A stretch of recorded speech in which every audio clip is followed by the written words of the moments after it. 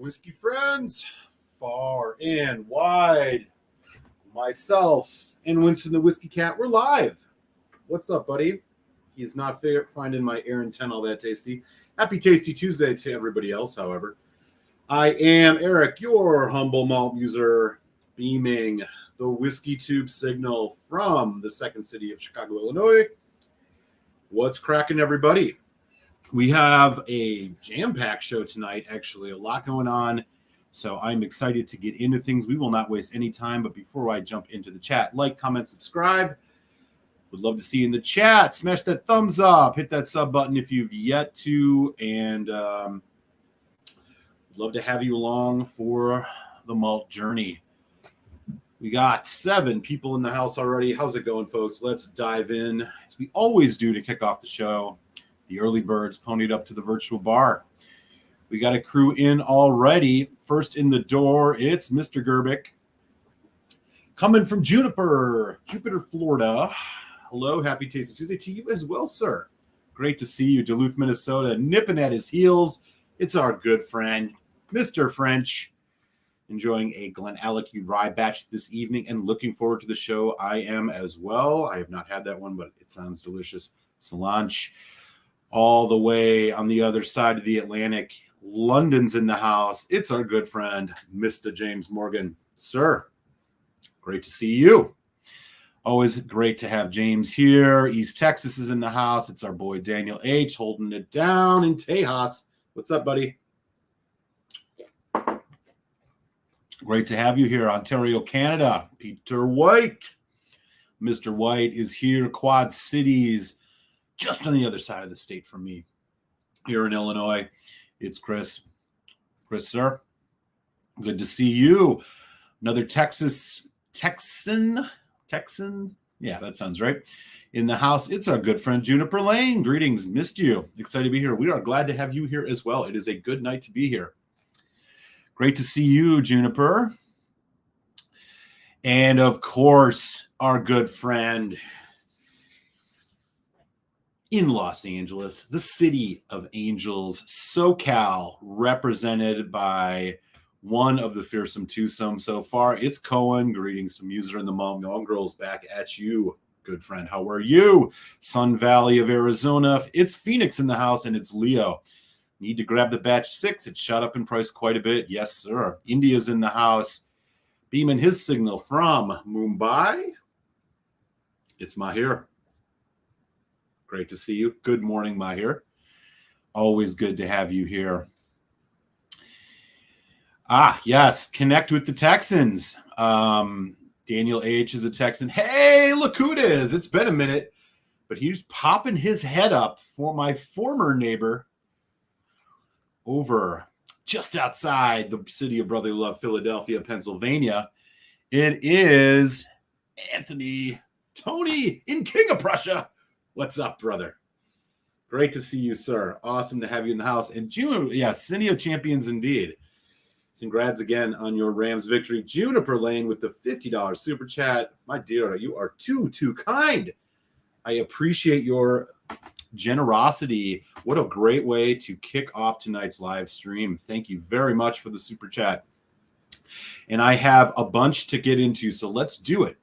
So first and foremost, there are a couple things we should talk about. I'm going to be profiling a bottle. We're going to uncork it shortly. It is the Glenallachie 10-year-old Cask Strength Batch 6. Has just started showing up here in the States around Chicago. So I am excited to uncork this bottle tonight. We're going to check that out. At the bottom of the hour, I am going to announce the winners of the first Patreon raffle, sample raffle of 2022. So a last chance reminder, if you are on Patreon, you're good. You're automatically in the raffle. If you want to be in it, you can join for any price that is comfortable. The link is in the chat. Become a Patreon supporter. You get live early access to reviews. You get in the Patreon samples, raffles, which I do a couple times a year. So those will be, this will be the first one announced tonight. So if you get in before 8:30 Eastern time, you're in. Otherwise, don't you worry. There'll be some other fun stuff coming your way, and we will be doing another one of these as well. Let me just remind folks, there will be 3 winners in tonight's sample raffle. If you get third place, you are getting a sample of the Glenallachie Tale of Winter Limited Edition. If you get second, you're getting this and the Amroot Spectrum. And if you get first, you're getting this, the Amroot Spectrum, and the Highland Park Triskelion. So we will announce those winners at the bottom of the hour, right after the Glenallachie 10 Batch 6 tasting. The way it's going to work, everybody that is in on Patreon, I'm going to put your emails into random.org.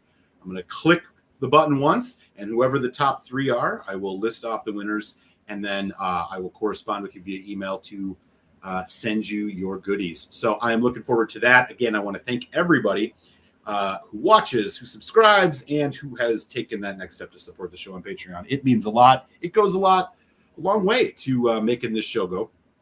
And it's one of the reasons we're sampling this bottle tonight.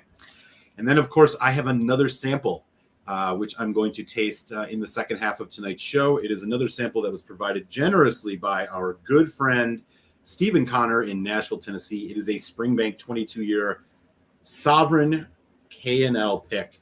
So we will get into that later. So we got a lot coming up. Stick around. And again, that link is in the chat if you want to join on Patreon and support the show. Appreciate you very much. Yeah, right. Looks like Peter White just got his hands on the Glenallachie 10 Batch 6. That's awesome. If it's open tonight, we could enjoy that together. Be honest, I've been up all night drinking and watching Netflix as my hero. Okay. So he's in good form. Great to hear it. I did see that picked up. Yeah. Donner Pass Whiskey, Northern California is in the house. Hello, sir. Great to see you. Yeah, yeah, exactly. All right. So, yeah, we will do the Patreon raffle winners in about 23 minutes, which gives us plenty of time to dig into tonight's featured whiskey. I happened to be doing a little bit of whiskey shopping this weekend. And what did I find? But finally here in the States, the Batch 6 of the Glenallachie 10 Cask Strength has shown up. I'm going to get this open now and pour it in the glass. We'll talk a little bit about Glenallachie. Let me know in the chat if any of you all had this or any of the other 10 Cask Strengths. You have a batch that you've really enjoyed. Are there other Glenallachies that you've really enjoyed? I want to hear it. Let me know in the chat. We can get chatted going on this. I should also mention, just off the top of that, if you recall, in my top 5 or my top whiskeys of 2021, one of the honorable mention whiskeys for Scotch was something I happen to have sitting right here that we may do a little comparison of, the amazing Glenallachie 10 Batch 5. So we're going to chat about that. We'll do maybe a little side-by-side sample here. Should be a lot of fun. A couple folks still just popping in. It's our good friend in Paris, Greg's Whiskey Guide. Good to see you, sir. If folks have not yet, take a second and shoot a subscription over to Greg's Whiskey Guide. He is doing great whiskey content as always. Definitely worth checking out. And if you speak French, he does French versions too of many of his things. So that's very rad. I also see Gary K is in the house. Where did your comment go? I think I just missed it, Gary. I don't know where the hell you went, but Gary's in the house. He is coming from the San Francisco Bay Area. Rob MC's in here from Pittsburgh. What's up, man? We got 17 folks in. Let's do this.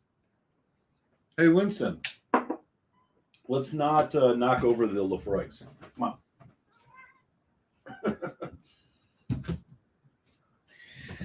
He used to just guard them. Now he's literally trying to crack open the bottles. So that's the way things are working. Okay, here we go. So Glenallachie Distillery, it is, first and foremost, it's a Speyside distillery. And it is currently run by an incredible master distiller named Billy Walker. If you don't know who Billy Walker is, if you've had a GlenDronach over the last few years and really enjoyed it and thought it was an amazing whiskey, well, you can thank him for that. He was running GlenDronach and Ben Riach, 2 stellar distilleries for about the last decade.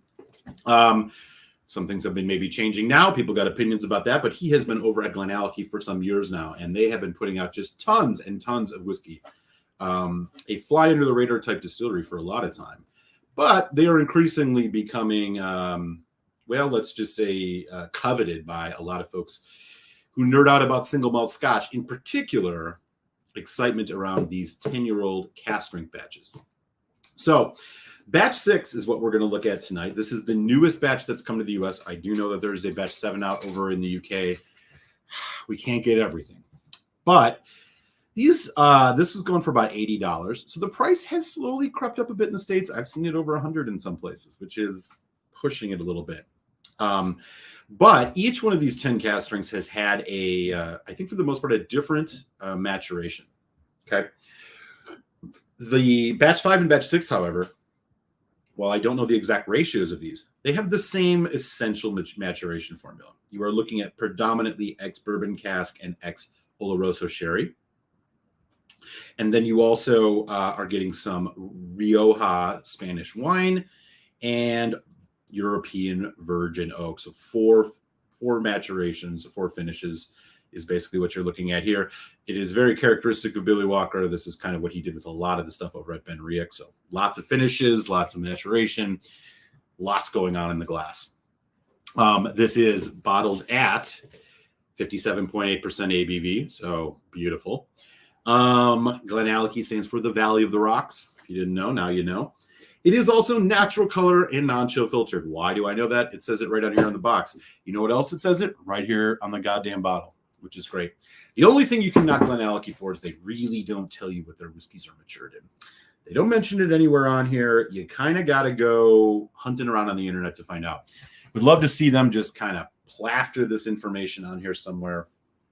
A little bit, that's the kind of thing that people who buy these types of things would love to, have at their fingertips. Okay, so as I mentioned, the batch 5 was incredible. I've heard great things about batch 4. Unfortunately, I have not had it. But the batch 5 was a super whiskey, and my assumption here, given that the maturations are the same and it's a little higher ABV, that we're going to be looking at a really nice Glenallachie batch 6. So let me know in the chat. I know Peter White has got his hands on this up in Canada. Has anybody stateside or otherwise seen this, or are you going to be hunting for it? Maybe you'll know after you're done hearing me rant about this. Okay, one last thing I should mention. I got a really good whiskey review, of course, dropping Friday. Patreons, this will be in your inbox tomorrow. And this is the Laphroaig 10 Cask Strength Batch 13, comparing it to the Laphroaig 10 Cask Strength Batch 14, both of which were released last year, which is a very new thing. What's up, buddy? 1 second. Come here, Winston. Come here. Oh. Winston wants some attention, so he's going to be part of the party. Let's see, first and foremost, does he have any opinion about the Glenallachie? Not totally repulsed. Yeah. I still haven't found a good dram for this cat.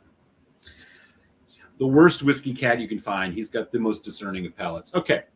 This is the beautiful color, a natural color, a gorgeous color of this 10-year-old cask strength Glenallachie. Check that out. Gorgeous. All right. Little roly in the glass. Let's see. Got some really nice legs. It's sticky. I'll be honest. I really have a hard time thinking this is going to be a disappointment, but I've said that many a times before. Yes, exactly.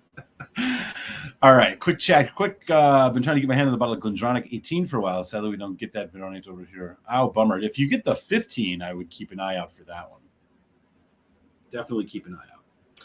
It is not PX. So this batch 16, the batch 6 here is Oloroso bourbon cask, and then a bit of Rioja red wine cask from Spain, and also virgin oak. So same basic maturation as we got with the batch 5. I don't know if the ratios are the same, but this one's a tick higher ABV.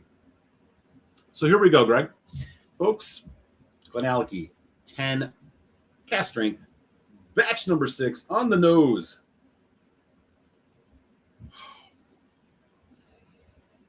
Well, surprisingly, no, not surprisingly at all.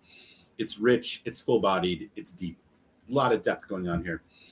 I get a ton of sherry, dark red fruit forward here.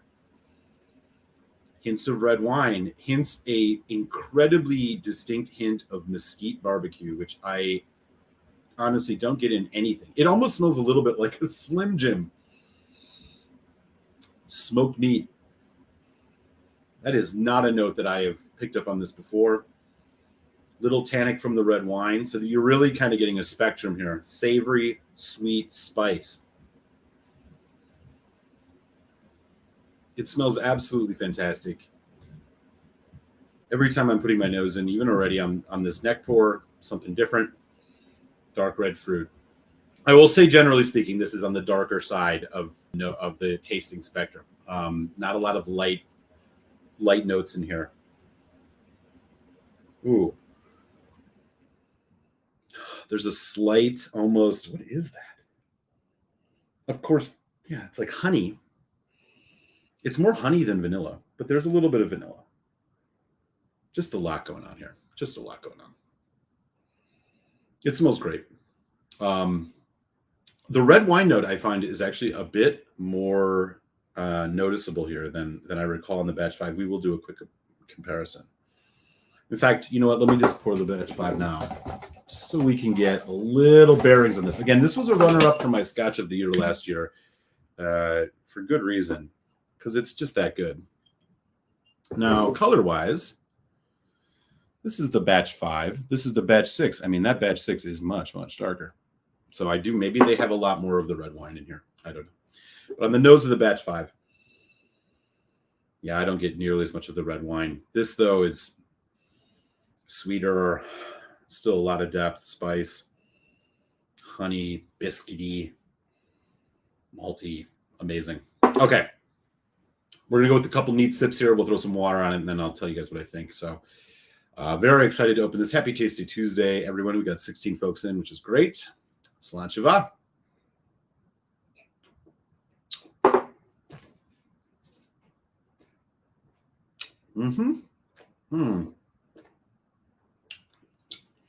All right. Wow. That is a intense whiskey. Right?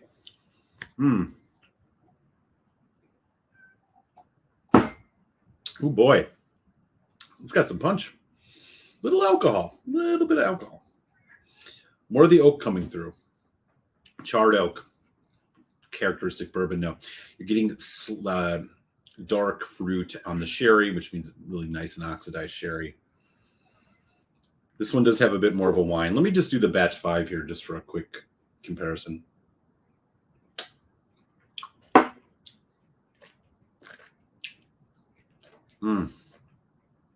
Oh, man.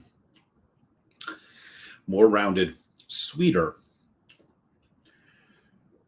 Not quite as interesting, which is crazy to say. What's up, buddy?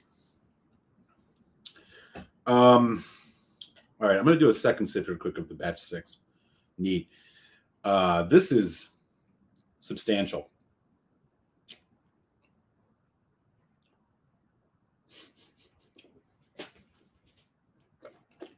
Wow.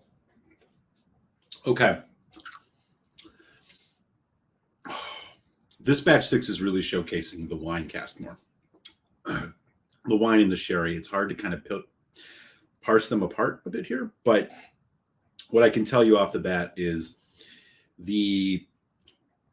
it's a little bit more on the plum red, like dark red fruit side, whereas I would say the batch 5 has some of that, but it's a bit more on the medium, kind of like middling range between lighter fruits and darker fruits. This has a bit of that kind of slightly tannic finish, but not drying. Spicy, yes. That barbecue note, that sweet barbecue, which is just incredibly unique. Not as much noticeable here on the palate, but it was definitely on the nose. Cinnamon.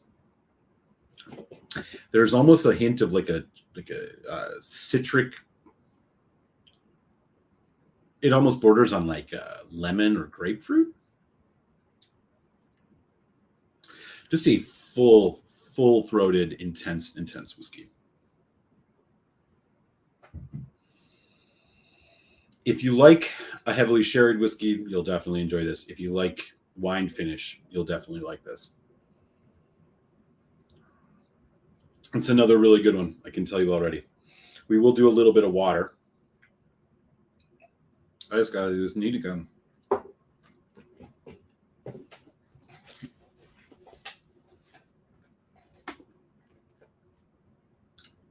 Wow. That just gets better and better.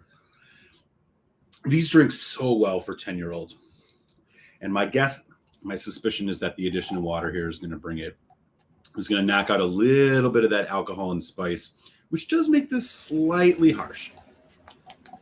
But I don't necessarily mean that in a bad way. So I did about 4 drops here. Man, the plum, the dark black cherry. Despite having the same finishes, this batch 6, I know I've said this twice already, but it is skewing more on the side of a wine influence.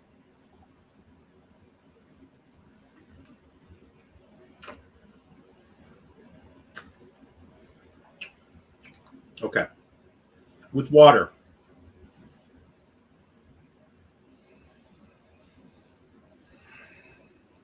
And kind of dry tannic red wine, oak, honey. There's what was mesquite barbecue before is now. I'm going to need a second to get this. I got to get this right. It's almost like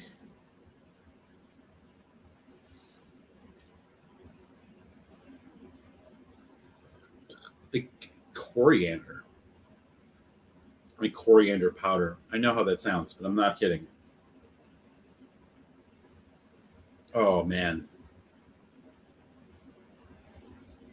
I think the nose of the batch 6 is more interesting than the batch 5, which is saying a lot. I would actually say I quite enjoy this more. Okay, here we go to taste with water.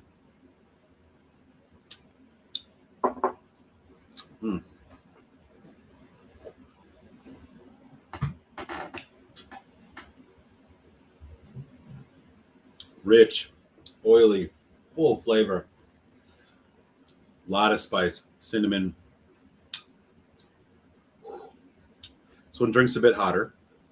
It is higher ABV, but I don't necessarily say this in a bad way, because the finish now, where I was getting that alcohol bite, the water has taken that out. It is a big, bold event, full flavor, lots of red fruit, creaminess, honey, slight sour grapefruit. I mean, so when you're thinking about the flavor spectrum here, I mean, this is kind of everything happening for the most part. The only thing I'm really not getting is a ton of, I'm not getting like a tropical sweetness or floral notes, really. And that's the delicate stuff is the only thing I'm not getting. This is a heavy hitter, and it's damn good. If you like a red wine finished whiskey, this one is profiling that more than the batch 5. Again, this is 57.8. The batch 5 was 55.9. We'll just do a quick taste here of the batch 5. Just, you know what? Just a couple drops of water. And just so folks are aware, about 5-10 minutes, we are going to do the Patreon sample raffle. So you still have a chance to jump in if you want to be part of that. You can join on Patreon. I will drop the link in, and I promise I won't say this again after I do it, at least for now for a couple months. But here is that link if you would like to get in on that. Wow.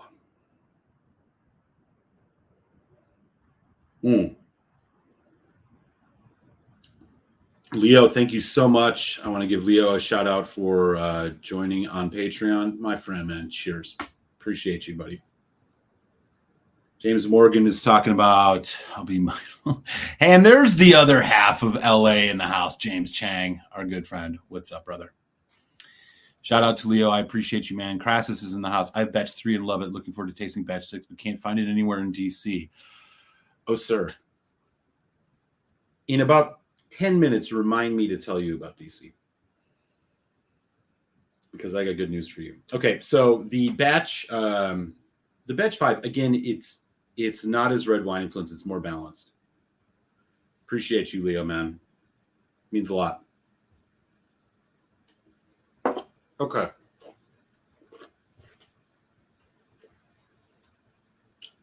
Both of these are stellar. I think I still prefer the batch 5 for its balance and slightly more sweet note, but you will not be disappointed in this batch 6. And if you like a red wine cask, you definitely will like this, as I think it's showcasing it a bit more. These are both of these are great expressions from Glenallachie. This is a bar setter for like where whiskey should be these days versus what unfortunately we see from some other distilleries who are going the opposite direction of lowering their ABVs and chill filtering or adding color. Like, this is just a masterclass. Score wise, again, I will do a full review of this eventually, but I can't go lower than a 4 on this. I'm going to go 4 out of 5. So if you were into the 100-point scale, 4 for me is between like an 88 and a 92. I think this is a 91. The batch 5, I would probably tick at a 92, 93 or a 4.25. So like a little bit higher. But again, nothing to sneeze at around here in Chicago. This is about $80 bottle. Legit stuff. Really, really good. I think this is going to get even more interesting with oxidization. And again, Glenallachie, man, they release a lot of stuff. It's particularly if you shop overseas, they release a ton of stuff. Here in the States, our access to different Glenallachie is a little bit more limited.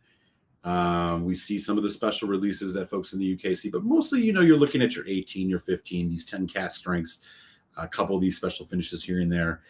All of which I think are quality whiskeys for sure. And what they're doing at Glenallachie is kind of what I think should be emulated by a lot of other distilleries, to be totally honest with you. So I'm going to sit comfortably in a 4 out of 5 on this Glenallachie 10 batch 6. Really, really good stuff. I'm looking forward to, I'm looking forward to drinking some more of this.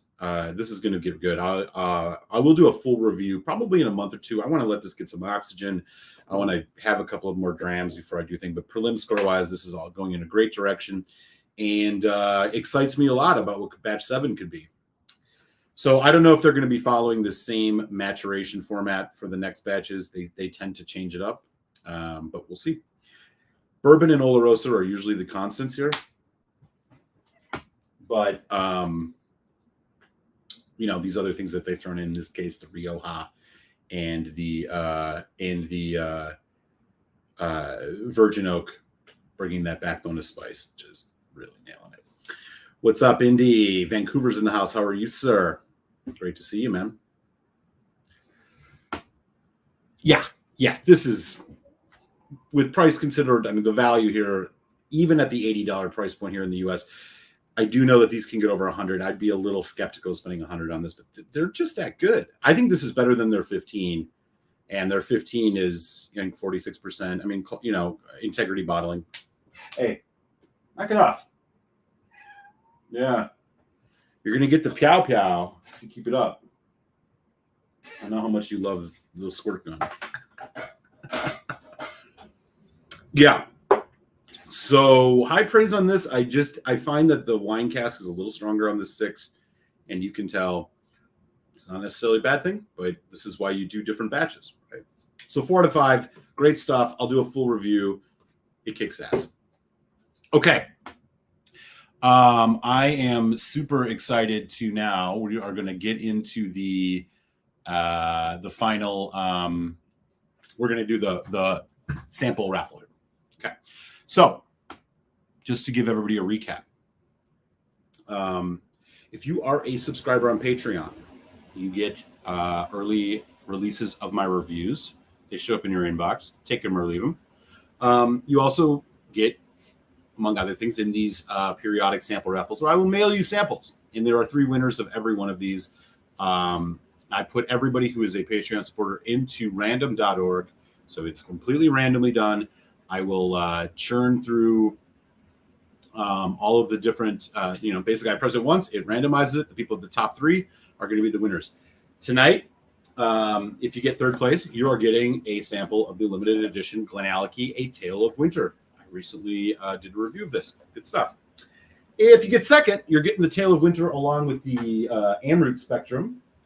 And if you get first, you're getting the Spectrum, you're getting the Tale of Winter, and you're getting the Highland Park Triskelion. So as let me just get everybody's emails here. We are at 7:30 Central Time, so just going to move these over to random.org. A big old copy paste job. And here we go. All right. Okay. I'm very excited to announce the first sample winners of 2022. In third place, it is, let me just make sure I get the name and the email right. Oh, it's Juniper Lane. Juniper, you are getting yourself a sample of the Glenmorangie Tale of Winter. Look for an email tonight. I will reach out with your mailing address. Congratulations. Excited to share that with you. Second place tonight, getting the Amroot Spectrum and the Glenmorangie Tale of Winter, is Donner Pass Whiskey. So Donner Pass Whiskey, if you are in the house, I believe this is your second win since you've been on. So congratulations, sir.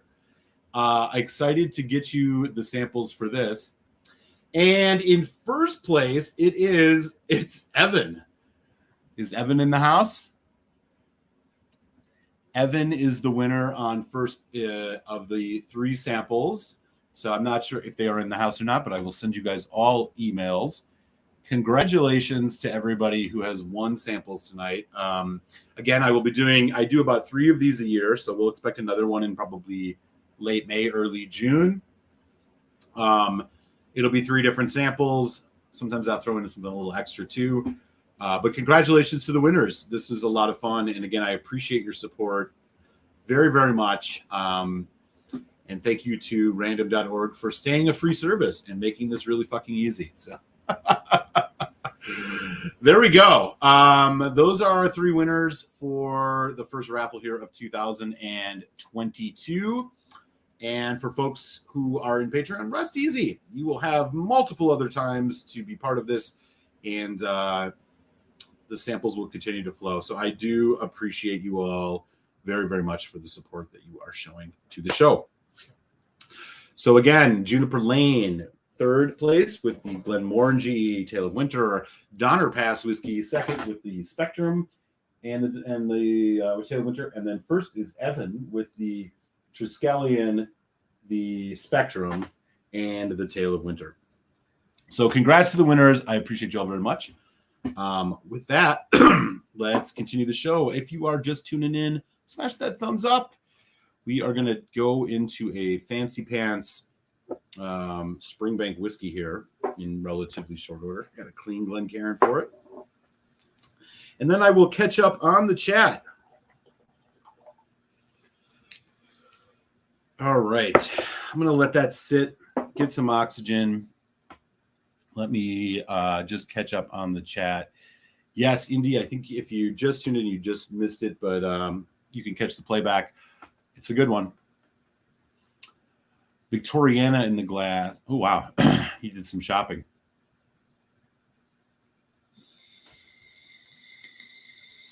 Nice, Cohen. But bourbon is better than these. Is that so? Virgin Oak from Alba.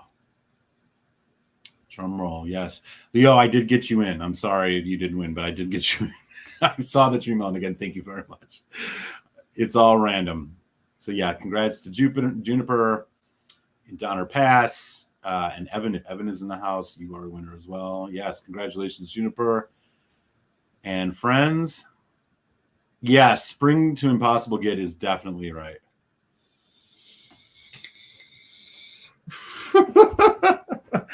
Cohen hates Springbank. This is a well-known fact by anybody who follows whiskey. He only drinks bourbon. Good to see you, man. I'm glad you're keeping up your fun antics. Okay. While that sits there, I think I'm going to open.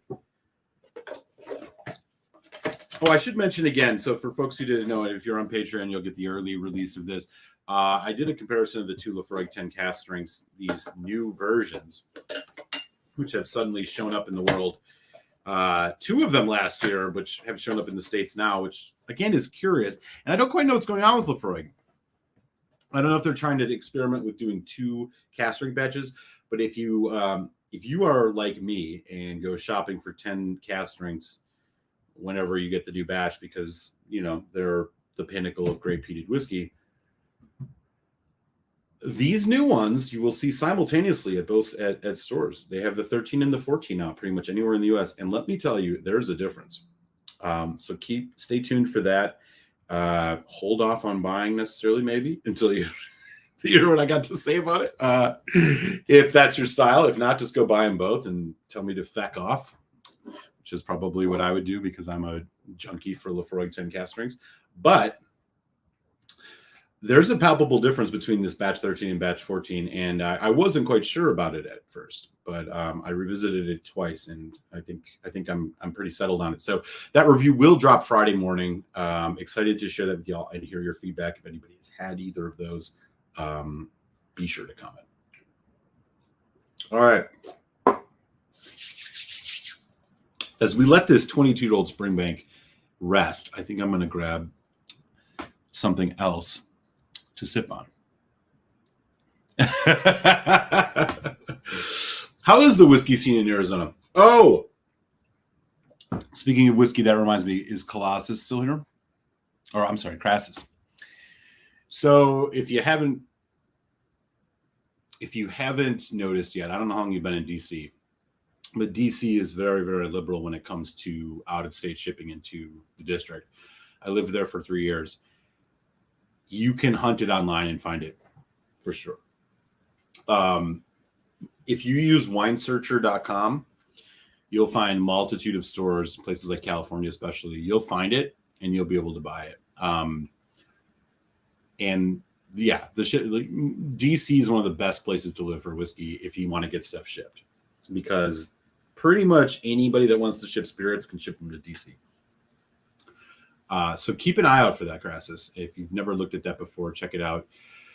If I come across seeing it anywhere that might ship, I would happily send you a link.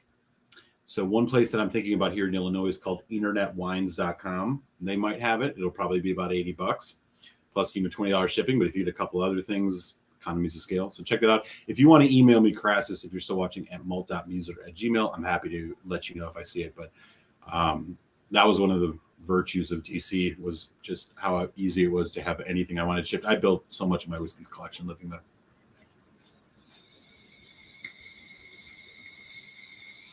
He is great, or he or she, great. Yeah, malt.muser@gmail.com if you want to just connect. I happily can give you a list of places that I would shop when I lived in DC that would ship. If you've not looked into this, if you have, whatever, but happy to share with you, man.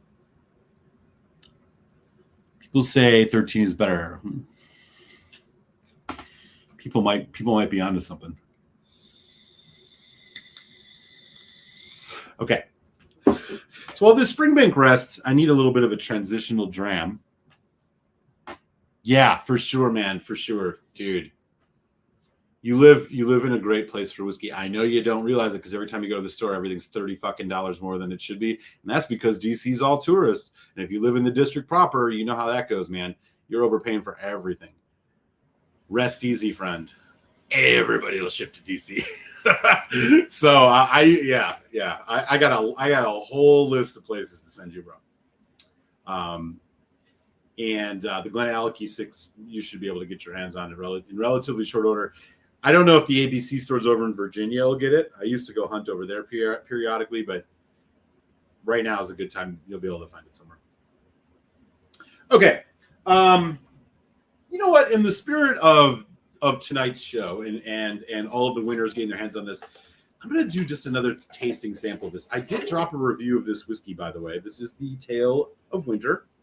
I did drop a review of this, I think, 1 or 2 weeks ago. So for folks who want a sample of this, if you want to check out my thoughts on it, feel free, or check them out afterwards. This was a really nice solid dram. So I'm going to do a little sip of this. It is a Marsala cask, which I just absolutely love. I'm going to do this as a little bit of a transition as we let that Springbank get a little more action. Because I'll be honest, Stephen Connor sending me a 22-year-old Springbank, that needs. I'm not gonna disrespect it by chugging that too early. So we're gonna give it a little time. And we got 19 folks in, which is great, man. 20, sorry. Cheers. Great to see everybody. Happy Tasty Tuesday. What else is going on?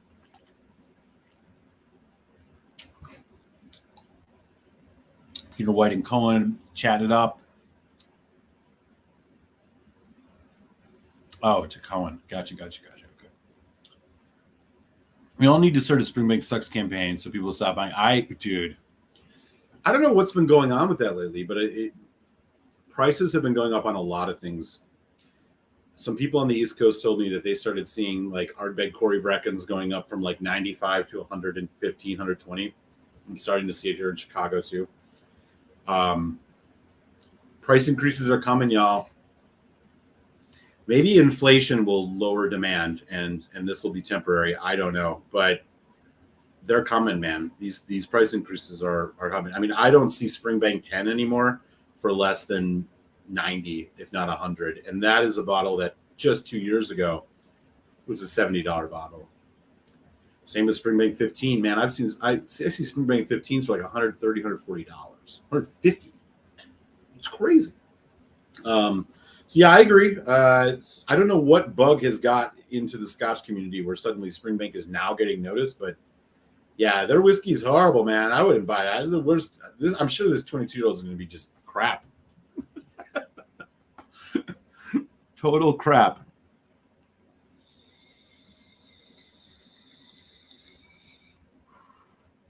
Phoenix whiskey scene is decent. California, Texas, better prices and availability. Yeah. California is just, as Cohen and James Chang will attest to you. I mean, it's just a gold mine.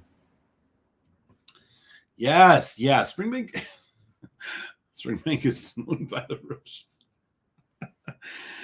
Yes, I think the one that's owned by Ukraine is Jura. Everybody should drink Jura if they want to support Ukraine. Right? I am making jokes, by the way. What do you think of Cannonbridge grain whiskey? Man, you know, that and like North British, those lowland whiskeys, I see these independent bottlings of like 29, 30 year of these single grain or grain Scotch whiskeys at like really good prices for something that old. I don't know. I've never pulled the trigger. I had a sample of one, Glenkeith. I think Donner Pass might have actually sent that. That was really tasty. So yeah, I don't know. I don't know if enough bottom. I mean, I'd be happy to pick one up if folks want to like see a sample of one of these. I could grab one, but yeah.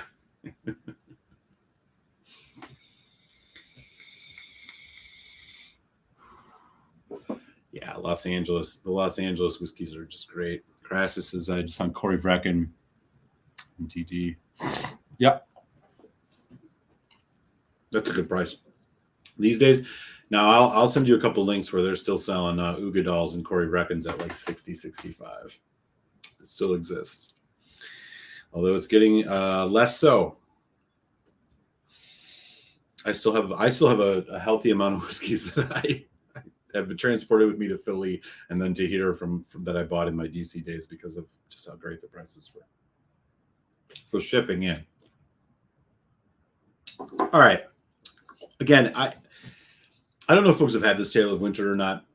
I think this is better than the Tale of Cake. Not that they're really that comparable, except for the name.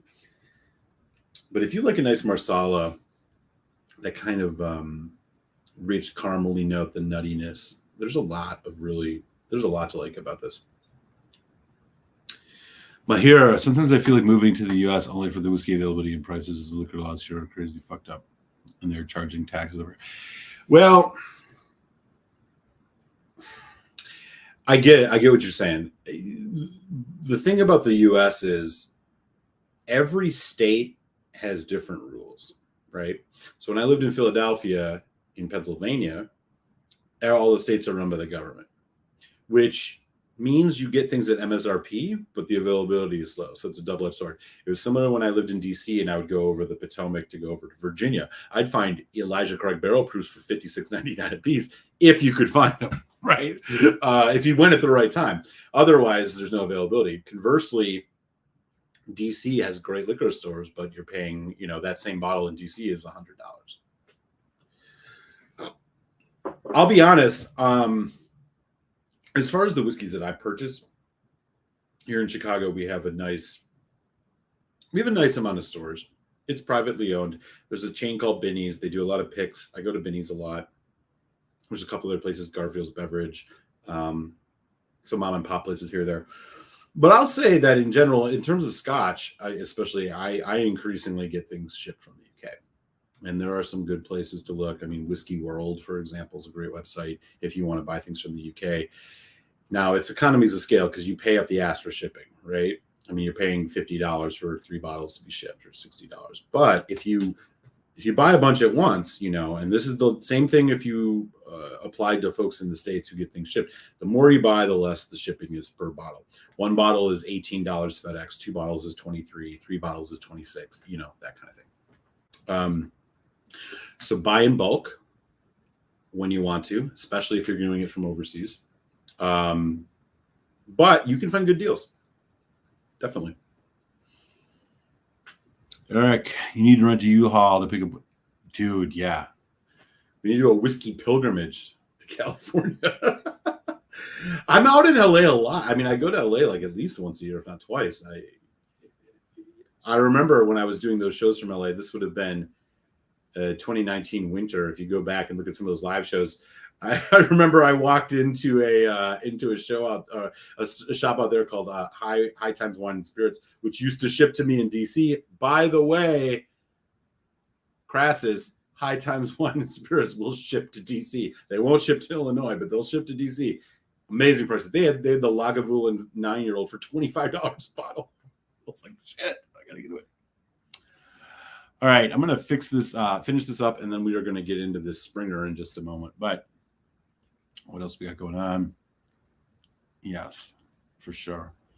Greg's Whiskey Guide. Yeah, I agree. Hey, speaking of, there's our boy in Nashville, Stephen Connor. Great. I'm about to get in. I've had it sitting here oxidizing for about 15 minutes now? Yeah. Right after I announced the winners of the sample raffle, Whiskey Nose is in the house. What's up? Back at you, sir. It's lunch. Okay. It's time to do this.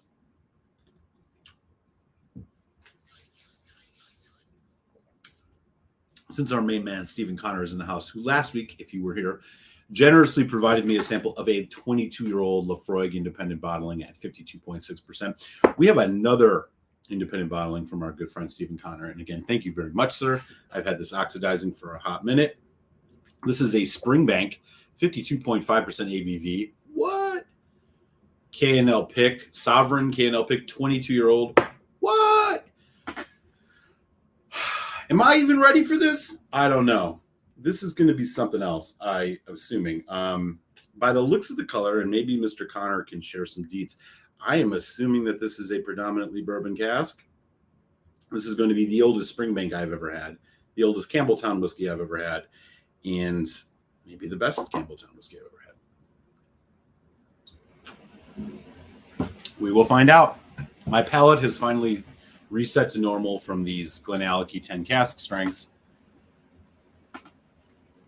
Yeah, dude. Let me tell you, man.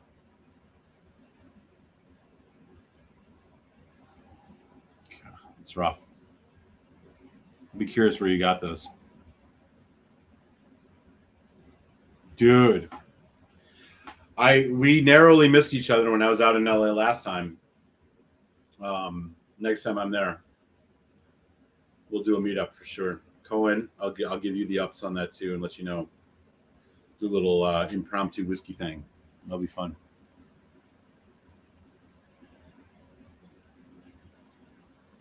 It's bourbon cask. Okay. Yes, it does. It does.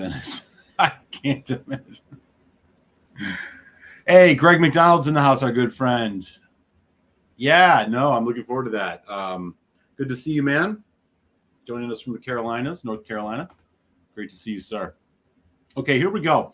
So this is a bourbon cask, which I don't think I've ever had a fully bourbon cask Springbank before. 22 years old. Again, provided generously by a good friend of the show, Stephen Connor Solange, sir. Sovereign K&L pick. K&L, James Chang and Cohen can tell you. Los Angeles liquor store. They do great picks. Here we go. On the nose. Wow. Herbal. Punchy. Sweet bourbon cask in the background, but this is definitely a spicy herbal. Wow. You get some of that earthen Springbank funk.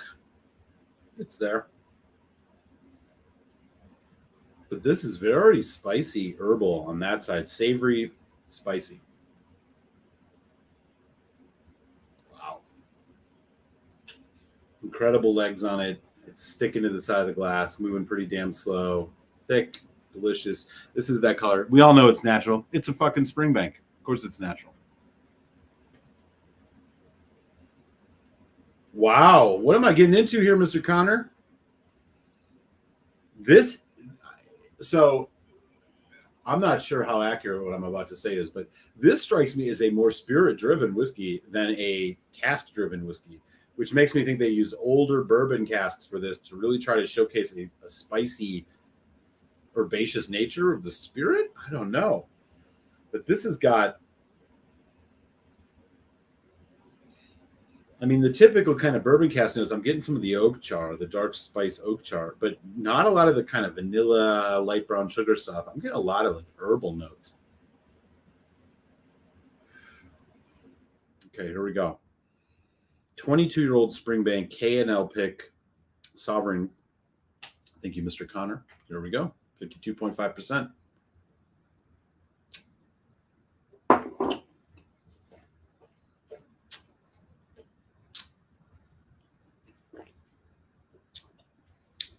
Oh.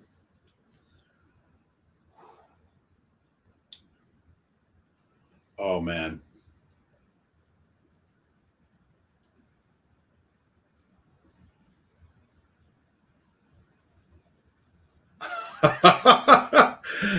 Okay.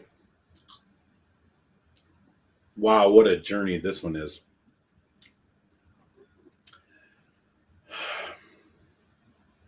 I got to get my wits about me on this one. This is something else, y'all.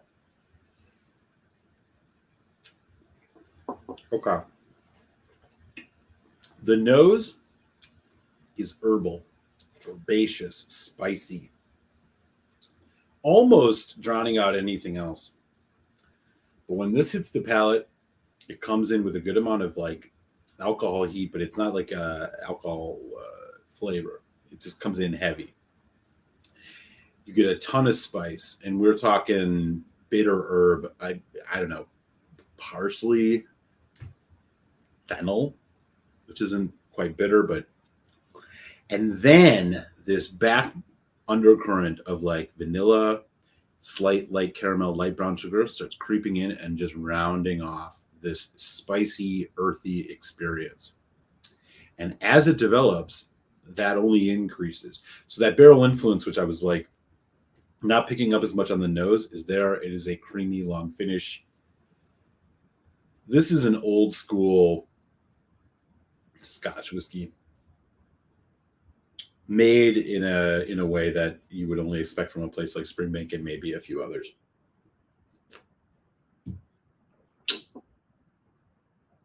Wow.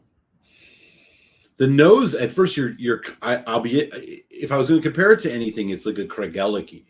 It reminds me a little bit of a Craigellachie. It's kind of edgy, abrasive. It's got some of this foostiness, but there's so much in between the notes that, wow, grapefruit, pine,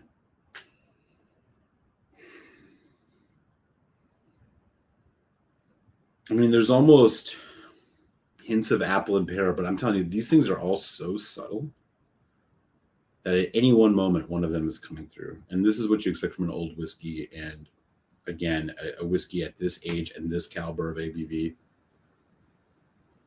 Wow. It's finally on the nose starting to be more rounded with vanilla. Have you ever had one of these types of whiskeys where you're first kind of drinking it and it's spicy and the spice kind of dominates, and then you go back to it 2 or 3 times and it's mellowing back into having a little more sweetness? That's just now happening, but that's what I'm getting here now. Hints of butterscotch. Let's go again.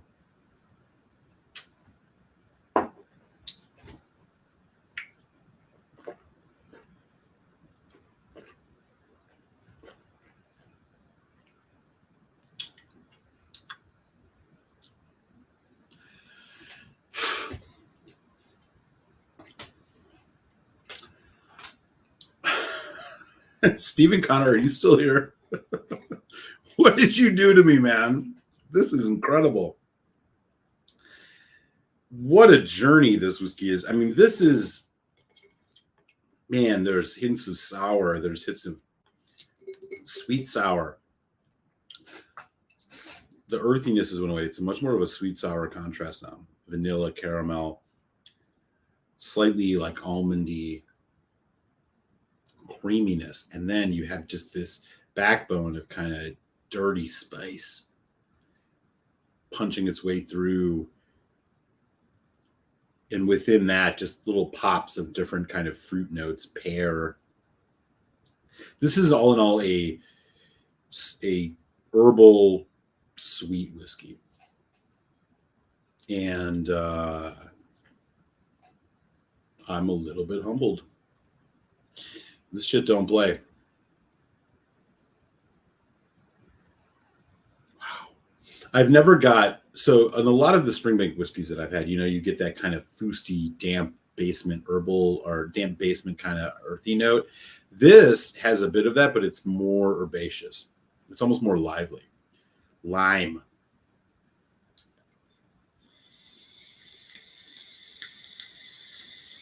Yeah, this is real.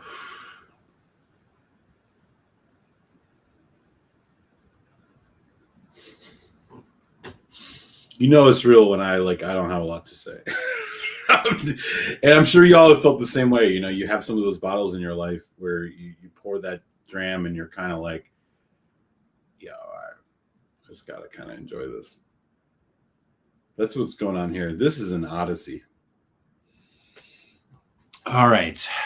I mean, this is way up there. This is probably the best Springbank I've ever had, and I don't think there's much doubt in that. Yeah, Whiskey Nose is in the house. Sovereign is Hunter Lang, independent. Thank you. I did not know that. Appreciate you, Greg.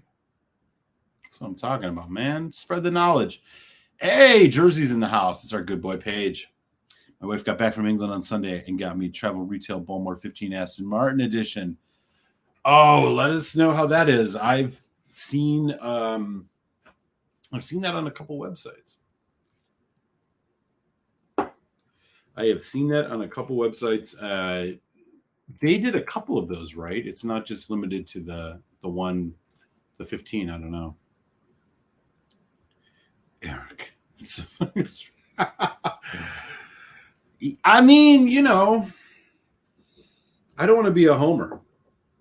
Springbank's the worst distillery in Scotland. Right, Cohen? Cohen and I know. Worst.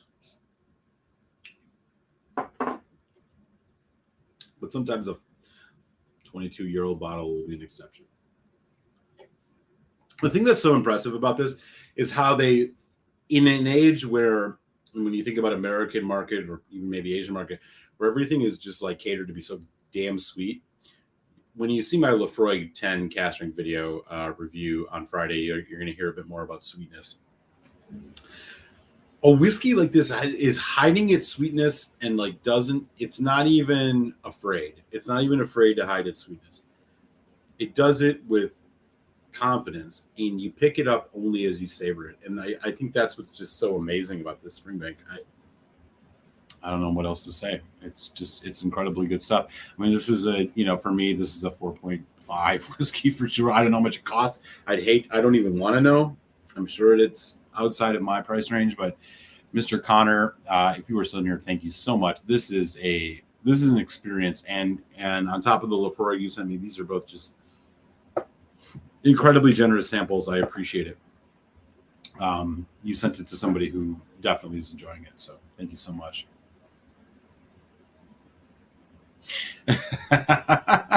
Yeah. Right? Yeah. Yes, sir. Yeah. You can put it on the board.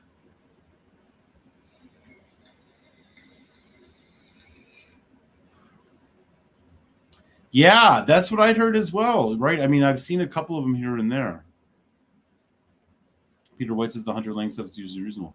It's only $3.99. Okay. No problem. Yeah, this whiskey don't play. So we're at the 1 hour mark. I do want to just again thank everybody for tuning in. I'm going to keep going for a bit here. I'll do another dram after this Springbank. But congrats to the Patreon sample winners, Juniper Lane, Evan, and Donner Pass. You'll be getting emails from me either tonight or tomorrow morning, depending on how things go, to set things up. So congratulations on that. I appreciate your support. And for everybody else, thank you so much for hanging out, keeping things going. Smash that thumbs up. We did talk about the new Glenallachie 10 Batch 6, which was a fucking rad whiskey. Another really good release. My personal taste, it's not quite to the level of the Batch 5, but we're splitting hairs. Definitely worth buying. Yeah, that's real. Cheers, Mahir. I'm assuming you're heading out, man. Take good care. Always good to see you. Have a good day. I know it's morning for you. Boy down in the North Carolina, Greg McDonald. Have you? No, I have not.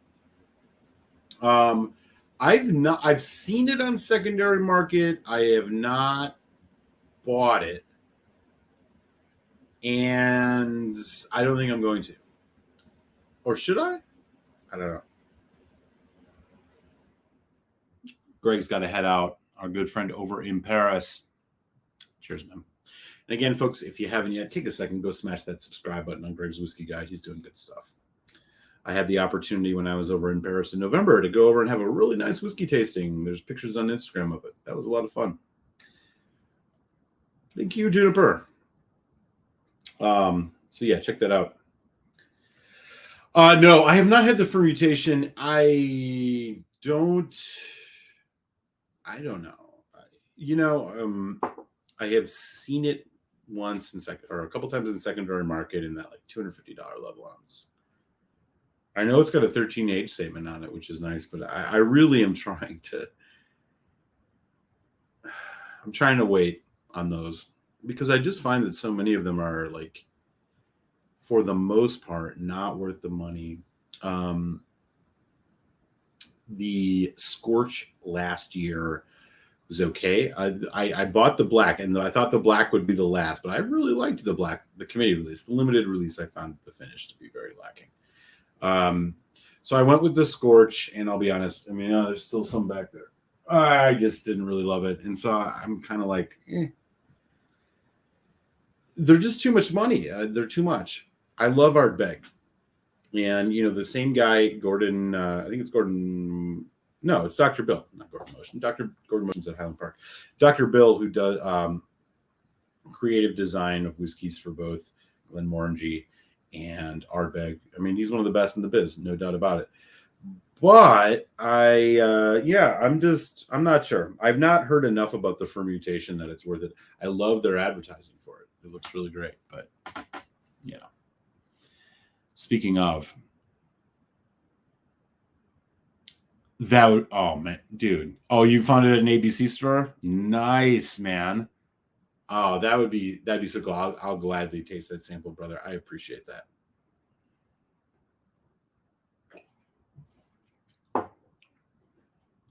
That's awesome. Okay, I need to grab a little bit more water, y'all. But we're gonna finish this spring break, and I'm gonna do one more dram. So let me just take a quick moment here. A little intermission. I don't have intermission music, but I should figure that out.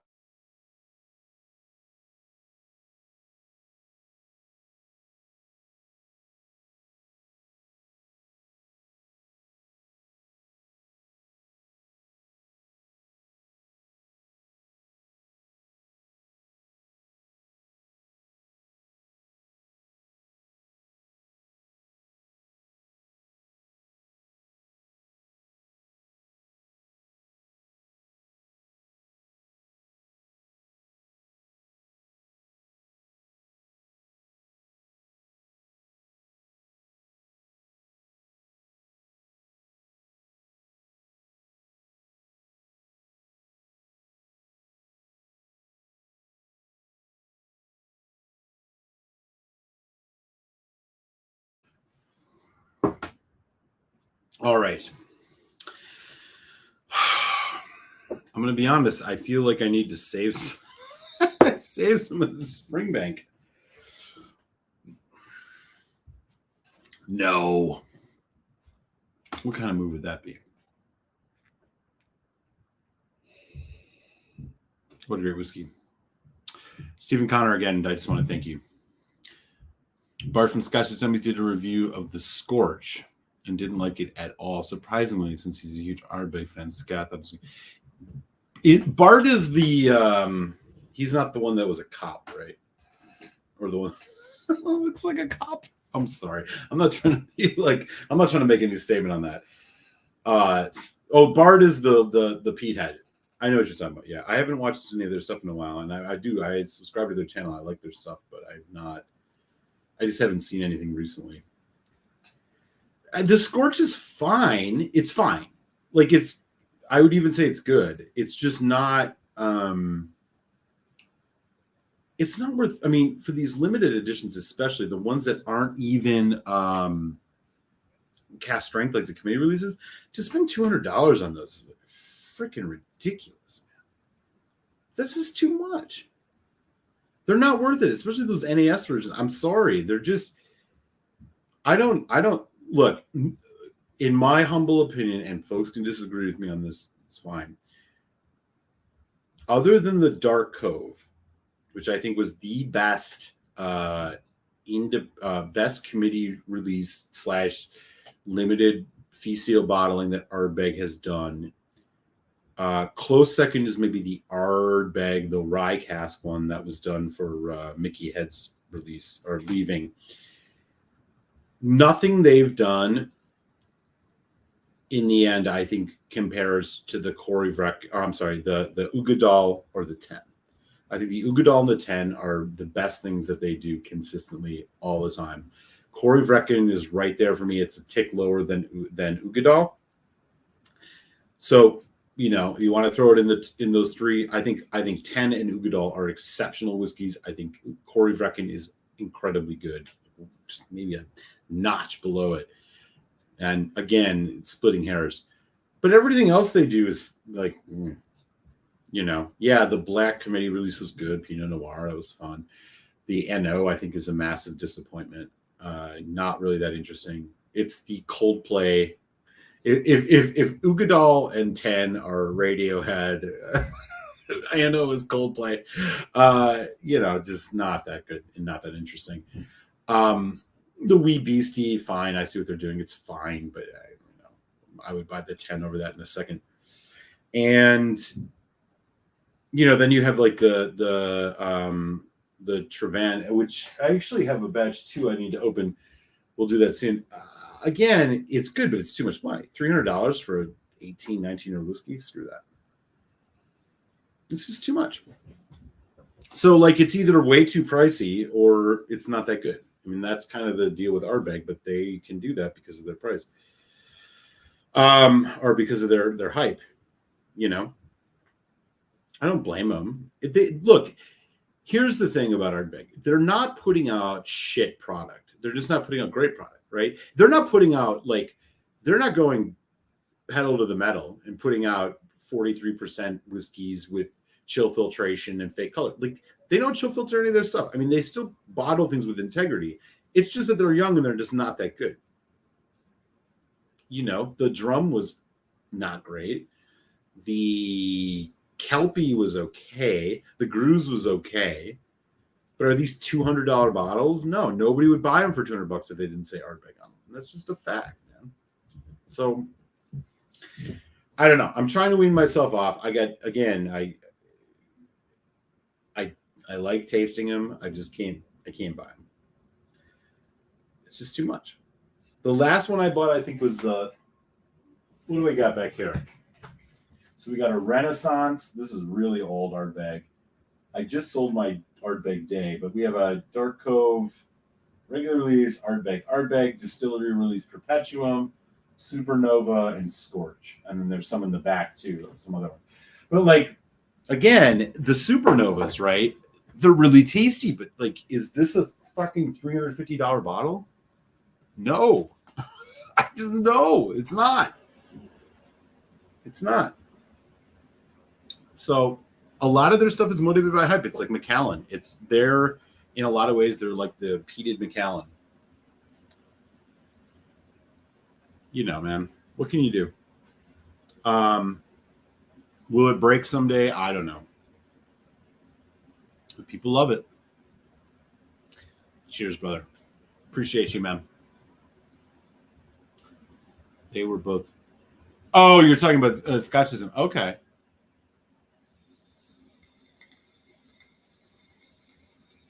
Crashes. Thanks a lot for the great reviews and for the DC info. Please excuse my grammatically disheveled comment about the girlfriend. I didn't even see. I didn't see it. You're good, man. You're good. Do hit me up on email, though, man. I got a lot of great info to send you, brother.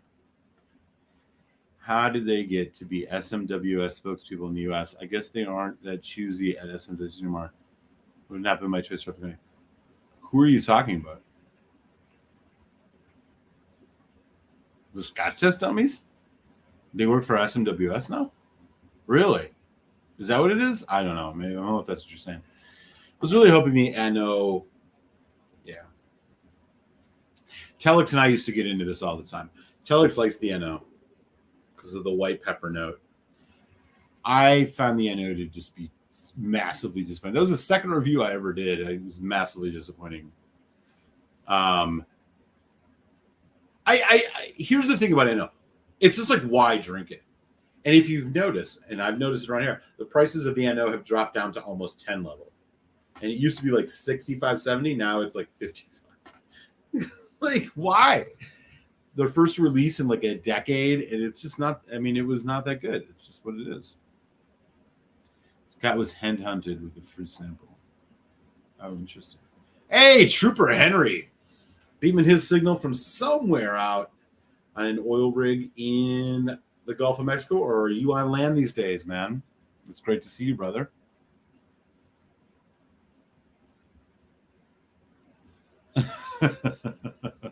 I don't know. I'm assuming you're talking about them. I don't know. Trooper just got picked up Corey Bracken for 71 in Oklahoma. Oh, yeah. Without hesitation on that, brother. I don't know. I'm not sure if folks are saying that. Are folks saying that the dummies are? I'm sorry. Not Scotch for dummies, Scotch test dummies. They work for SMWS now. I mean, as long as they disclose it on their shit, whatever. But that would be interesting. C's get degrees. What do you want? I'm just playing. They're good people. I think I've never met them, but I do like their channel. One of them is okay. Cool. Good for them. Scott works for us. I didn't even know that. Wow.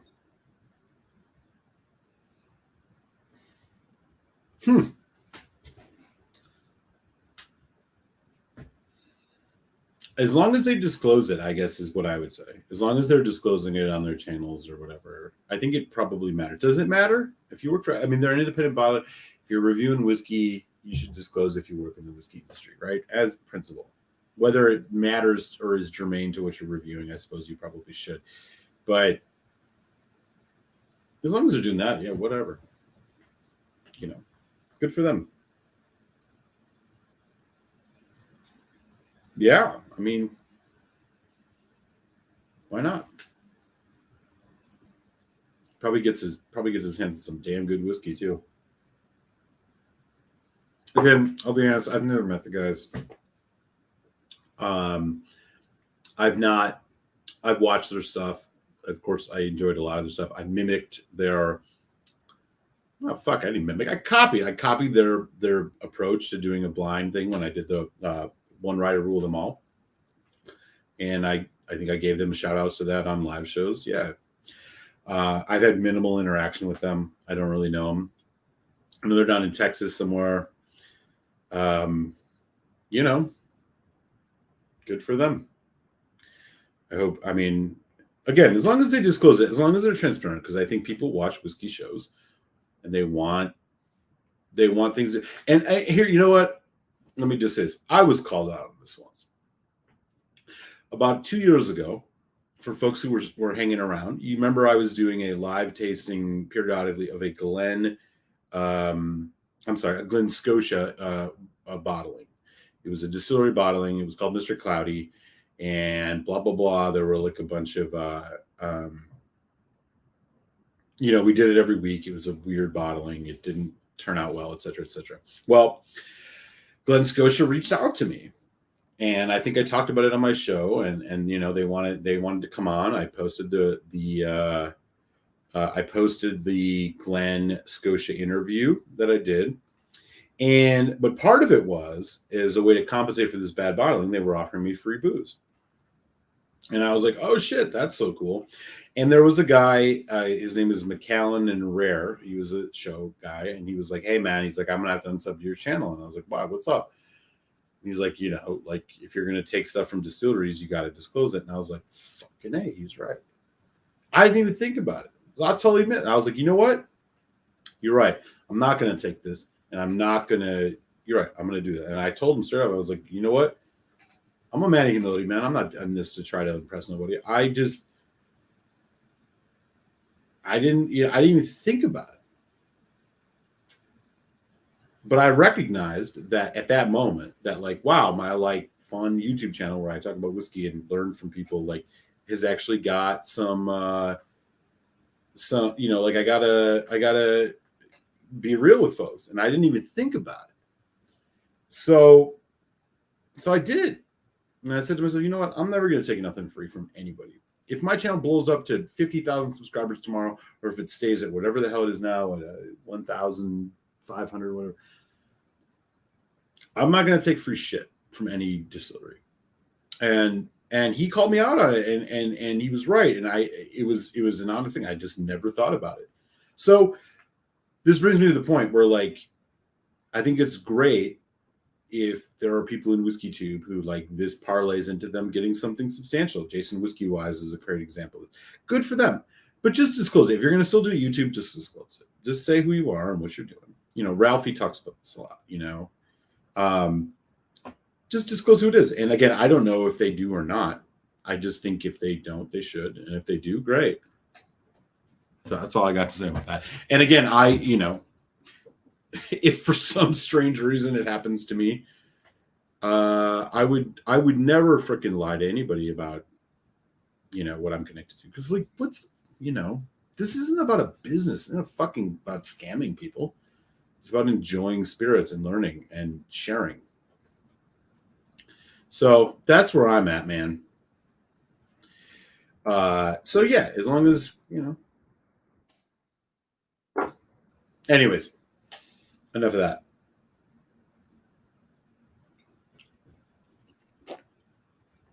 Oh, some good boys in the house. Molasses is here. What up, man? Aaron Hardiman. Good to see you both. What's going on, gents? Fred Minnick will catch hell for being a total wine shill for them. He's the bourbon guy, right? I subscribe to his email thing because he shares good news, but yeah, fucking care what he says. Again, just disclose it. Look, I mean, it's just a matter of principle, right? If you're a politician and you're running for office and you get big donations from corporations or whatever, fucking tell the people who you say you're representing where you get your money from. This is 101 ethics to me. So if anybody ever offers me a job and I start working for Beam Suntory, I'm not going to get on here and be like, oh man, let me tell you, this Jim Beam Red Stag is the best bourbon I've had in 20 years. And not tell you I work for Beam Suntory. Fuck that. Before it gives you a 40-year private cask for free, since you won't take it, have them ship it. They've never offered me nothing. They asked to use my cat in an advertisement on Instagram, and I said yes. But they've never given me anything free. I don't even know if they ever did. Well, cheers, French. Yeah, that's great. Good. That's good. Again, I wasn't accusing anybody. I just didn't know because I haven't frequented their stuff enough. But that's good. As long as they're telling people who they are, I don't give a shit. Just say who you are. People can make up their own decisions if they have the information. If you withhold information from people, they can't make up their own mind because you're telling them what you think they should know and not. And that's a judgment call that you should never make. That's why you don't lie. That's why you don't do any of this shit, So, for Nick has always been a shill. All those high suburban channels are either infomercials or over the top. I'll be honest. I don't watch a lot of them. But yeah, I mean, I get it. Like, look, people want to make money. They want to do this. I mean, who doesn't want to drink whiskey and make enough money on YouTube not to work? Who doesn't? I think if anybody asked themselves that question, they'd find sooner that they're one of those people that wants that too. But you got to be honest who you are.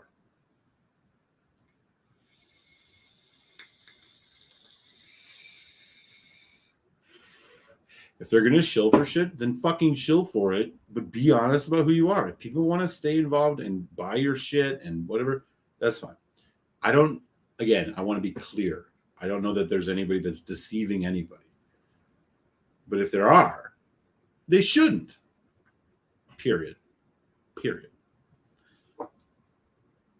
And I've said, and as I mentioned just in my story about my chat with McAllen and Rare, who is a YouTuber, who brought this very question to my attention as an ignorant person who hadn't thought about it. He was right. And it made me make a decision. And I'll admit that. I'm going to be humble. I don't fucking care. I'll admit it. And I said, I think on a live show shortly after that, I said, I'll never take free shit from anybody. As long, from going forward from that moment, I'll never take free stuff from anybody. If anybody tries to send me stuff, Rabbit Hole reached out to me multiple times to want to taste stuff. And I was like, I'll do it.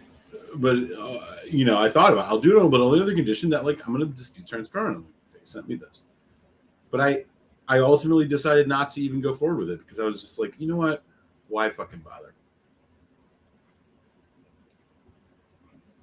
Why bother? I don't need whiskey samples sent to me from fucking distilleries. This is dumb. It is what it is. I'm getting tired of being sold cocktail. Yeah, I don't know. There's a handful of whiskey tubers that I watch. And it isn't because of any judgment about anybody. But the ones that I tend to watch, I watch Food Quig, I watch Ralphie, I watch Single Malt Review, I watch Bourbon Bounty, I watch Greg's Whiskey Guide, I watch Whiskey Straight Al, I watch what's his name now? Whiskey Jason, and a couple others. Whiskey in the Six, Sipper Social. I'll watch their stuff. But I don't watch.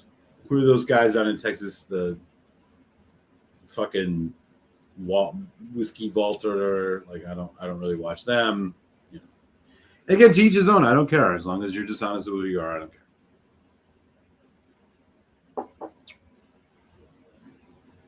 Yeah, absolutely.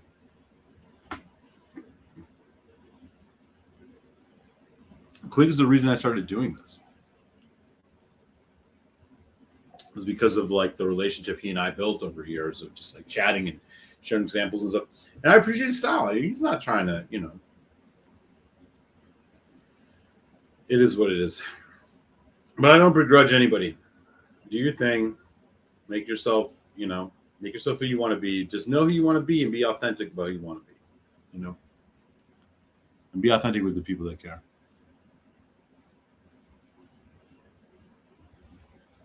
Yeah. Real talk, James. All right. Okay. I'm going to pour a nightcap, but what it's going to be, I'm not sure.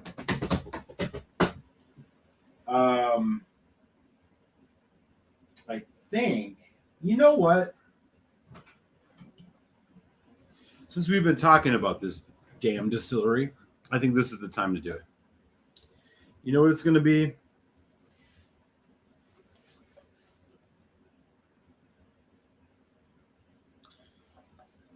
Old dependable, can't go wrong, consistently delicious, Ardbeg, 10 years old. I'm going to do a dram of this. It's been a minute. But you know what? You got to revisit the classics. And this is one that I always have on my shelf. If you caught my review, I did a review a couple years back where I did a three-way face-off between the big 10-year-olds of Islay, Lafroig, Port Charlotte, and Ardbeg. One of those whiskeys won.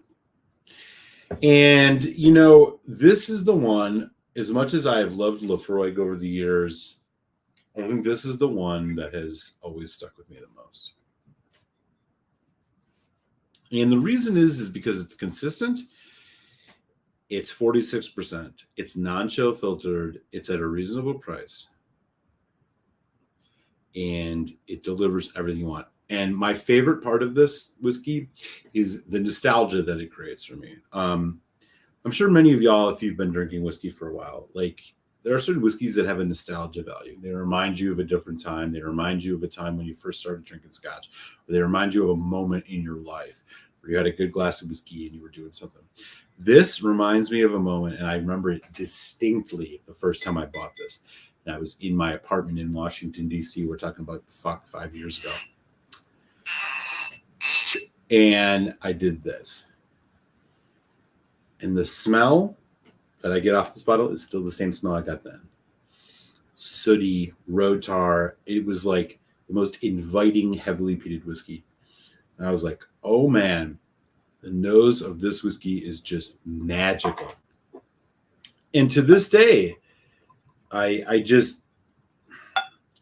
I would recommend one heavily peated quality single malt to anybody, you can't go wrong. Non-chill filtered, 46%, natural color. I mean, look at that color. Look at that.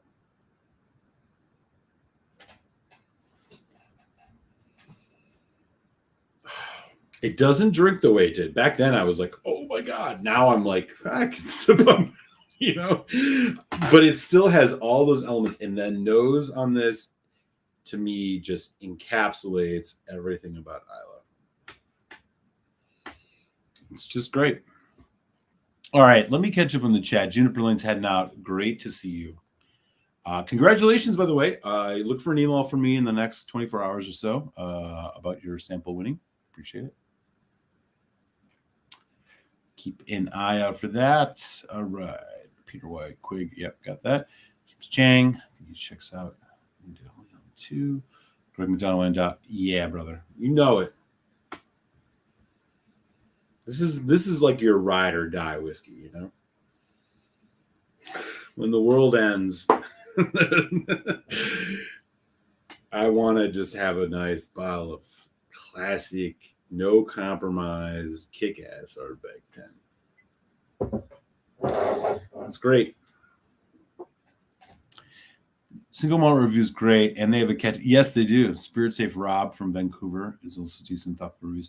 I have seen some of that. Yeah, the there's so many good cats out there doing this stuff, and I want to support all of them because I, generally speaking, just I think I gravitate more towards the Scotch, the people who focus more on Scotch. Again, I do a little bourbon. I've been lowering the amount of bourbon I do over the years, mostly because of my own interest, which is increasingly less and less in bourbon. But I think there's a lot of good bourbon stuff out there. There's a lot of good look. I mean, there's a lot of people doing this, and I think a lot of people do it for the right reason. They want to talk about fucking whiskey, right? I just feel like people need to have humility and honesty. It's people that have no humility or no who operate in bad faith, and I think there's probably a few of them who I don't gravitate towards. Here we go. The Bowmore Aston Martin bottle says golden and elegant in big type. Is very golden in a fake. Well, yeah, I'm sure it's Bowmore. They probably put a bunch of color in it. Maybe not a lot. I don't know. It'll be interesting. I'll be interested to hear what you say. It's Bourbon Night. Is the worst offender of tactics of buy my overpriced schlock. I haven't watched them in a while. Yeah, I don't know. Are they? I mean, they got big. I mean, they had good formula, right? Guy and his girl doing their thing.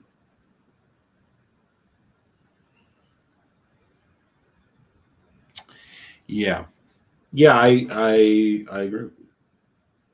I mean, I'm a consumer of this as much as I am a producer. I just feel like I always have been as clear as I can be. I don't claim to be the best or the most knowledgeable about fucking anything. I just claim to be honest.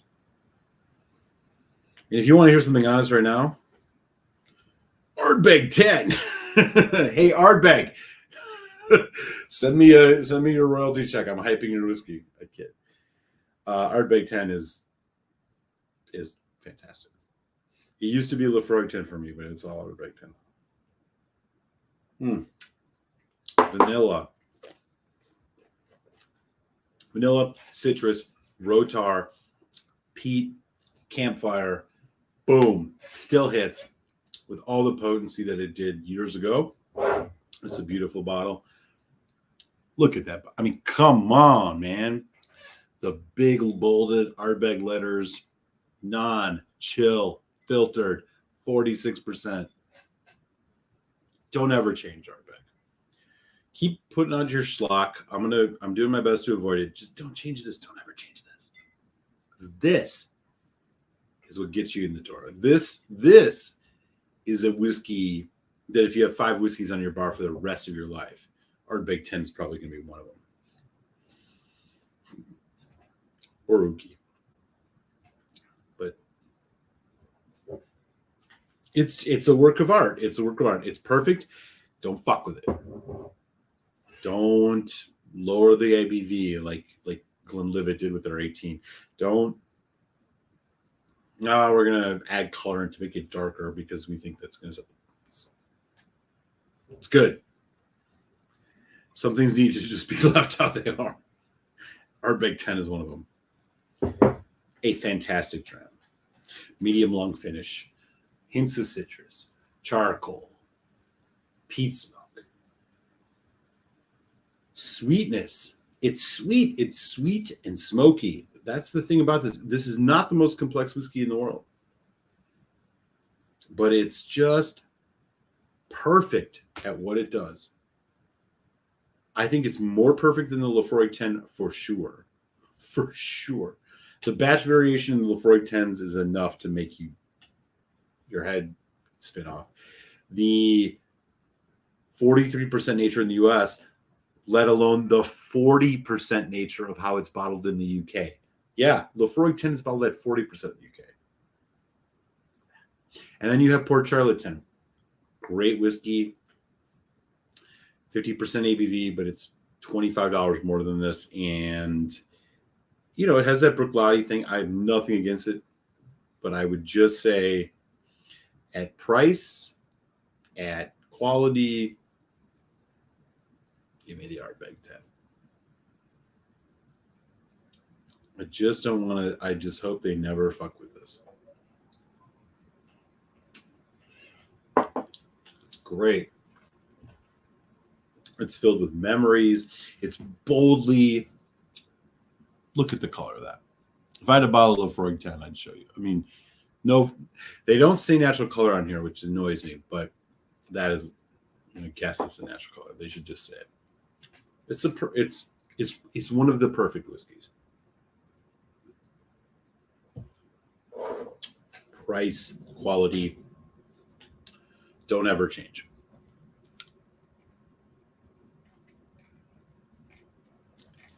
What's going on? We got 19 folks in still. Yes, at the end of the day, it's all opinion. Agreed. Totally agree with you, Molasses. Rob, I need to get a few Isla Daily Drinkers. I'm blowing through my expensive stuff. Ooh, that's a good one. Drop a couple of your favorite Isla Daily Drinkers in the chat. I would argue that like any independent bottling signatory Kalila. We're talking like the $50, $60 Ardbeg 10, obviously. Buna 12, I want to say, but it's not Isla and maybe the way you're thinking. Ardbeg 10, independent bottled signatory Kalilas in that 10 to 11-year-old range at 46%.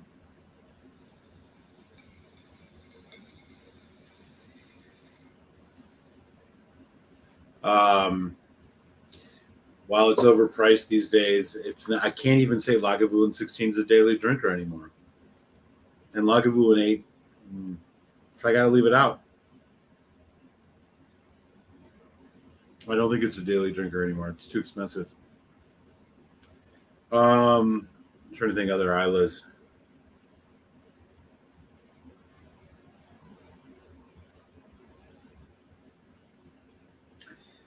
I don't know. Kilhoman Mocker Bay, maybe.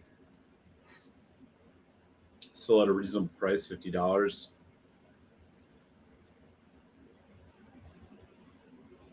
I think Kalila 12 is overpriced and not that good. I think you're better off getting a younger independent bottling of Kalila. So yeah, I'd say, man, we're looking at small company here, bro. Kalila 12 or Kalila 10, 11 signatories or like independent bottlings, Berry Brothers and Rudd. Ardbeg 10. Jesus. I mean, there's nothing out of Bruichladdich. It's all just too expensive. Maybe Bruichladdich 10. Portela 10. It depends on what price you get. $70. Pushing it for a daily drinker, in my opinion, but your budget's your budget. Best I could offer you. Definitely. Ardbeg 10 Compass Box Glasgow blend. Compass Box Glasgow blend. Definitely. Euro malt channels are typically the best, and they don't beg for anything and are about the love of the whiskey and the truth about it. Real talk. They're getting traction with Portela 10 and moving them onto OLC. I have not had the OLC. I have the MRC01 and the MC01. I'll be doing a comparison to those. Those are both really damn good. I've not had the OLC yet. Ardbeg will keep it the same as they don't want to see a mob with torches. I'll be there, man, with bells on if that's what happens. I'll grab an Ardbeg 10 tomorrow. Have to get the Compass Box on MPA. Hey, Rob, you're in Pittsburgh? Shoot me an email, man. malt.muser@gmail. You may not realize this, but there are places that will still send stuff to you, even though it's PA. I lived in Philadelphia for 2 years. Shoot me an email. I'll send you a list. Oh, he did it. He's got the fermentation in the glass. All right, Greg. You let us know, man. I don't know if anybody else has had it here. So you drop that knowledge in the chat, man. I'm interested to hear it. Wish Ralphie and Alan would do once a month live stream together to tell us is about, how it is. I love them. How honest they are and unapologetic. Yeah. Dude, yeah.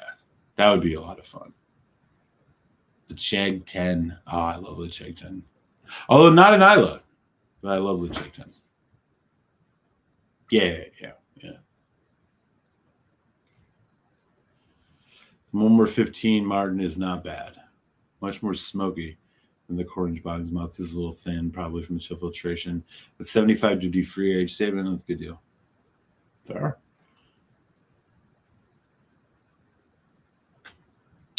A little bit on the red wine forward in comparison to the Batch 5, but really good. Worth it. It's, good stuff. Definitely good stuff, Mike. I like to point out Ben Romick, but you don't seem to get shared versions of these. Oh, I love Ben Romick. In fact, if you look back about a month, I did a live where I opened this one, the Contrast Peat Smoke Sherry Cask. I will tell you this much, man. I'm going to do a full review of this soon, but I've been sipping on this for a while. It would be odd if this doesn't make my top 5 whiskeys of the year. 46% non-chill filtered, Dunnage Warehouse, a la Glenallachie, a la Springbank, a la Glen Scotia, or Kilkenny. There's a few that still do it. Oh yeah, I'm into it, James. I got a lot of Ben Romick, and I love that distillery. Gary Case just got the 15-year-old cask strength deal with Chegg arriving today. Nice. Leo, PC10 is my current go-to Isla Peat Scotch. Okay, that's good to know. Rob said, thanks, call Muser. Do it. Especially if you're in PA, bro. I know. You ain't like me. I lived in Philly. I could drive across the river to Jersey. You're out in Pittsburgh. You're in the wilderness. I'll let you know, man. I'll hook you up. I'm really not a big fan of the regular Lafroy. I'm not anymore either. Portiscag. I have not. Ooh.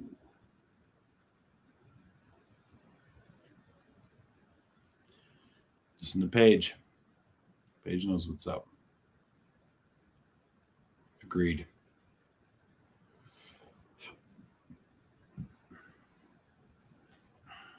I still see some of the old Ben Romick boxes, but I have a lot of Ben Romicks.